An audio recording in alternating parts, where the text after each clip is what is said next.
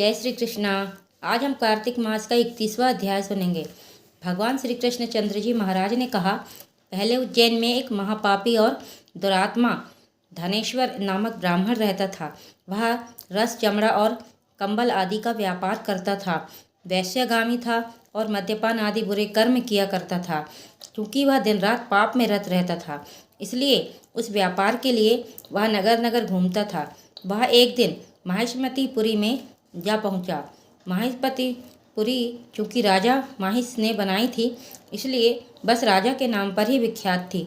नगरी के पास ही पाप नाशनी पुण्यकारिणी भगवती नर्मदा बहती थी।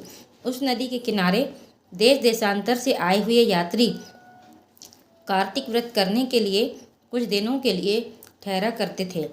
उन कार्तिक व्रत करने वाले प्राणियों को वहाँ ठहरा देखकर वह दुष्ट धनेश्वर भी इधर उधर व्यापार करता हुआ एक मास के लिए वहाँ ठहर गया। अपने माल को बेचता हुआ वह नर्मदा नदी के तट पर घूमता हुआ ब्राह्मणों को देव पूजा में अक्सर लगा हुआ वह देखता कि कोई तो पुराण पढ़ रहा है, कोई सुन रहा है, कोई भगवत कीर्तन कर रहा है, कोई भजन सुन रहा है, कोई ध्यान में लीन है और कोई तुलसी की माला धारण किए हुए है। बस इसी तरह वह भगवत भक्तों के बीच में रहा और वैष्णवों के दर्शन करता रहा, उनको स्पर्श करता रहा, उनके वार्तालाप करता रहा और भगवान विष्णु के नाम स्मरण के पुण्य का अर्जित करता रहा। वह कार्तिक के व्रत की उद्यापन विधि तथा जागरण को भी देखता रहा। उसने पूर्णिमा को देखा कि व्रती ब्राह्मणों तथा गौओं को भोजन करवा रहे हैं और उनको दक्षिणा आदि भी दे रहे हैं। उसने नित्य प्रति भगवान शंकर की प्रसन्नता के लिए होती दीपमाला भी देखी। त्रिपुर नामक राक्षस के तीनों पुरों को भगवान शंकर ने इसी तिथि को जलाया था। इसी कारण भगवान शिव के भक्त इस तिथि को दीप उत्सव मनाते हैं। जो मनुष्य मुझ में और भगवान शंकर में अंतर मानता है, उसकी संपूर्ण क्रिया निष्फल हो जाती है। धनेश्वर वहाँ की पूजा विधि देखता इधर उधर घूम रहा था कि उसे एक काले सर्प ने काट लिया और वह भूमि पर गिर पड़ा।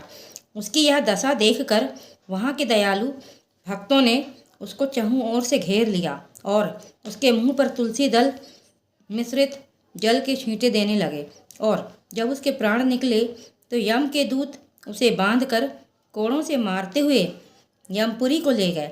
उसे देखकर चित्रगुप्त ने यम से कहा, इसने बाल्यकाल से लेकर आज तक बुरे काम ही किए हैं। इसके जीवन में पुण्य तो लेश मात्र भी दिखाई नहीं देता। यदि मैं पूरा 1 वर्ष आपको सुनाता रहूं तो भी इसके पापों की सूची समाप्त नहीं होगी। यह महापापी है, अतः इसको एक कल्प एक घोर नरक में डालना चाहिए। चित्रगुप्त की बात सुनकर यमराज ने बड़े क्रोध में भरकर उसको अपना कालनेम के समान भयंकर रूप दिखाते हुए अपने अनुचरों को आज्ञा दी। उसने कहा, हे प्रेत सेनापतियों, इन दुष्ट मूर्ति को मुद्गरों से मारते हुए कुंभीपाक नरक में फेंक दो। भगवान श्री कृष्ण जी महाराज ने कहा। यह सुनकर प्रेत सेनापति ने मुद्गरों से उसका सिर तोड़ते हुए कुंभीपाक नरक में ले जाकर खौलते हुए तेल की कढ़ाई में छोड़ दिया।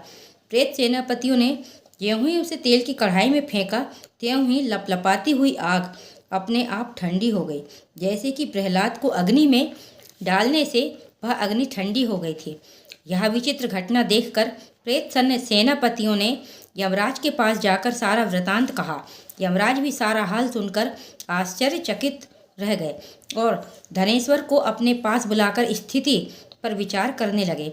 उसी समय नारायण नारायण का कीर्तन करते हुए देवर्षि नारद भी वहां आ पहुँचे और यमराज से कहने लगे, हे अरुण नंदन यमराज, यह ब्राह्मण नरक में डाले जाने की योग्य नहीं है, क्योंकि इसने अंत समय में कुछ शुभ कर्म किए हैं जो कि नरक यातना को नष्ट करने वाले हैं। जो लोग भगवत भक्तों का दर्शन करते हैं, उनसे वार्तालाप करते हैं, उनका स्पर्श करते हैं, चाहे उन्होंने कोई पुण्य कर्म ना किया हो, सहज स्वर्ग के अधिकारी हो जाते हैं।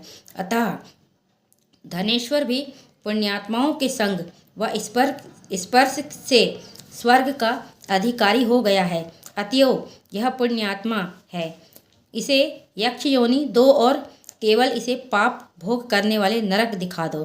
भगवान श्री कृष्ण चंद्र जी महाराज ने कहा, जब देवर्षि नारद ऐसा कहकर चले गए तो धनेश्वर को पुण्य आत्मा समझते हुए यमराज ने दूतों को उसे नरक दिखाने की आज्ञा दी। जय श्री कृष्णा।